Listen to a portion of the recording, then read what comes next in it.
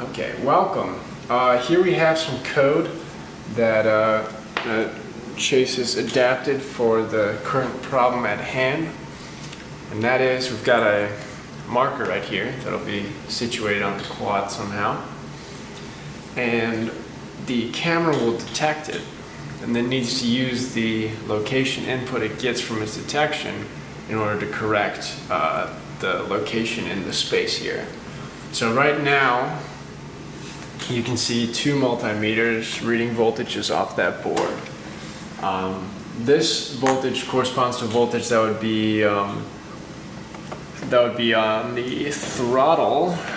No, this is the yaw, right? Yaw axis. This is the roll axis. This is the roll axis, yeah, the left to right motion, and this is the up and down acceleration axis, if you will. Right now this is reading about 5 volts and this one's reading about 0 volts.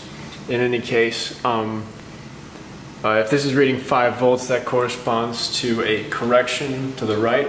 Reading 0 volts corresponds to a correction to the left. And that's the maximum correction. Anything above around 2.5 volts corresponds to a correction to the right, and anything below that to the left, and similar in this case. So let's just run the code here.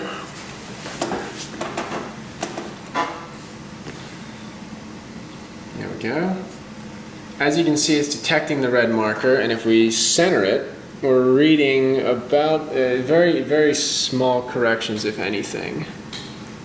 And that makes sense because you wouldn't need to correct much for something that's already centered. Now if we move it off to the left on the screen, you see that the acceleration is pretty much as it was, but the roll is giving us a hard correction to the right. Same thing goes, if we move it to the right, we get a hard correction to the left. If we move the target up, we have a drop in the throttle. If we move it down, we have an increase in the throttle.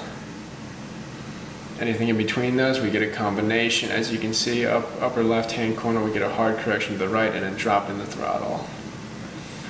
And there's the gist of it, people. Pretty cool, eh? I think so. Yeah, you have Chase to thank for this wonderful little... I don't even know how he did this, but this is Arduino in processing.